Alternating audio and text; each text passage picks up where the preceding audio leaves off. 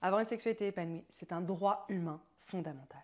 Malheureusement, c'est rarement le cas. La sexualité, surtout en couple, peut être cause de stress et de confusion. Et parfois, c'est une telle source de tension que ça devient une raison de séparation. Alors quand la sexualité n'est plus vecteur de connexion et de rapprochement dans le couple, il peut être vraiment utile de faire appel à quelqu'un.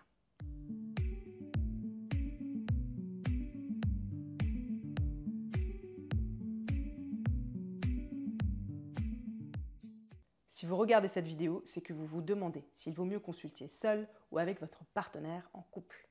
Je vais répondre à la question.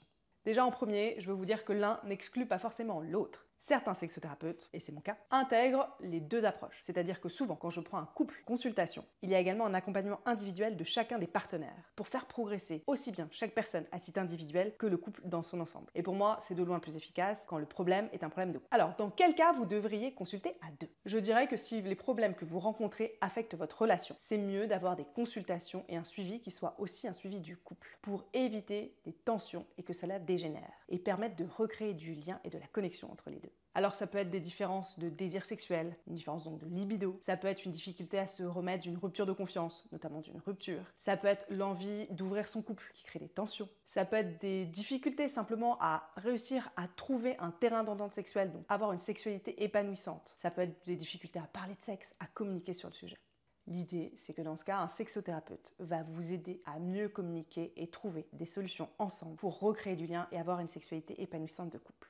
Parce que même si on est ensemble depuis 2, 3, 10, 20, 30 ans, on peut avoir une sexualité incroyable à deux dans un couple. Et encore une fois, cela quel que soit le format que le couple a choisi, que ce soit un format exclusif, que ce soit un format ouvert ou un format de polyamour. Tout est possible. Et la plupart des sexothérapeutes, et c'est mon cas, vous soutiendront et vous accompagneront dans votre choix de couple à vous. Du coup, une sexothérapie ensemble et en couple peut aussi être une très bonne opportunité de remettre du piment dans votre couple, de redécouvrir quelque chose de nouveau et de remettre du feu dans votre sexualité. C'est un peu comme une nouvelle bouffée d'oxygène sur le plan intime pour votre couple. Mais alors dans quel cas vous devriez consulter seul, peut-être? Dans le cas où vous avez des problèmes sexuels personnels. Par exemple, si vous sentez que votre trouble de libido ou votre trouble du désir n'affecte que vous et n'est pas vraiment lié à votre relation de couple.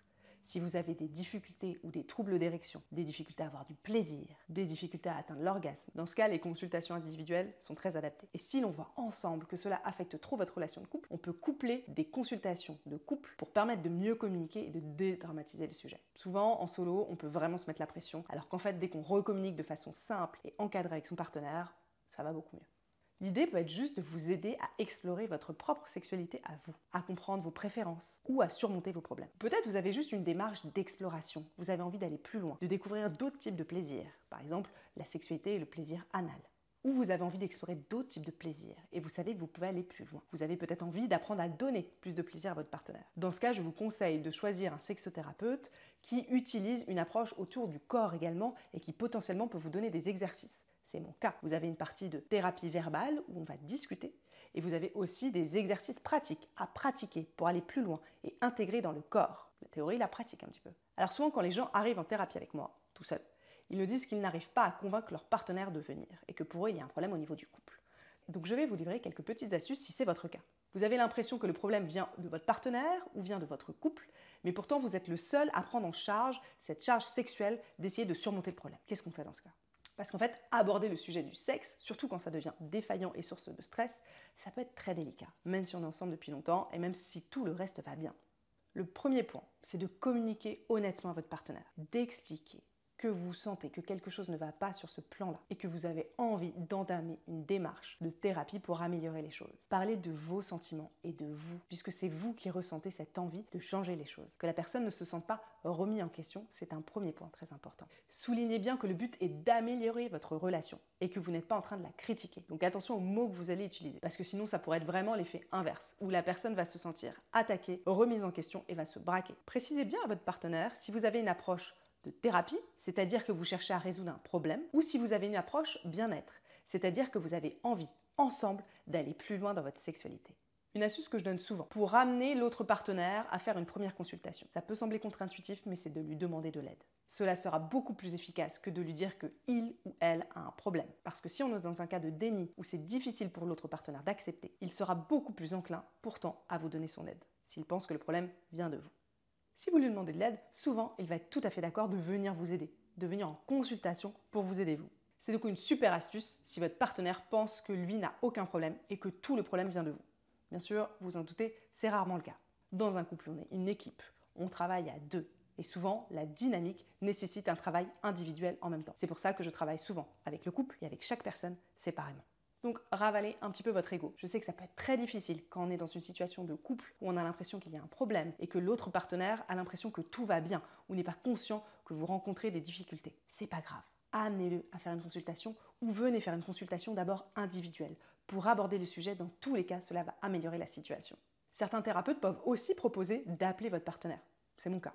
Souvent, je propose à l'autre partenaire de s'appeler, de faire une visio pour discuter totalement gratuitement. Ça lui permet en général de baisser quelques barrières et comprendre à quel point l'approche que je propose et l'approche que proposent tous les autres sexothérapeutes qui veulent vous accompagner et de vous aider. Donc vraiment, même si dans tous les cas votre partenaire ne veut pas venir pour le moment, ça ne doit pas vous empêcher de commencer à travailler seul. Puisque même en améliorant vous-même votre sexualité, votre communication, vous allez améliorer votre relation. Et surtout, si vous êtes insatisfait, si vous êtes frustré, si vous vous sentez coupable par exemple quand vous masturbez, s'il y a des émotions négatives qui se mettent autour de la sexualité, que ce soit la sexualité en solo quand vous vous masturbez ou que ce soit la sexualité avec votre partenaire, c'est une très bonne raison de commencer une sexothérapie et de faire des consultations pour vous sentir mieux et diminuer cette charge émotionnelle qui s'est peut-être mise dans la sexualité.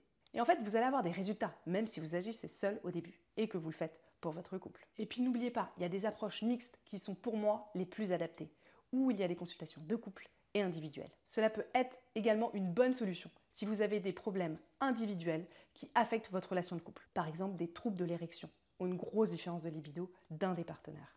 Si vous vous demandez si vous devriez plutôt voir un sexologue ou un sexothérapeute, j'ai fait une petite vidéo sur le sujet. Et vous pouvez aussi vous abonner à la chaîne YouTube pour avoir plein d'astuces et de conseils pour avoir une sexualité épanouie en couple. Les vidéos sont aussi disponibles au format podcast si vous préférez. Et vous pouvez simplement réserver des consultations avec moi, en visio ou à Paris, que ce soit seul ou en couple. Il suffit d'aller sur mon site web et le lien est juste ici.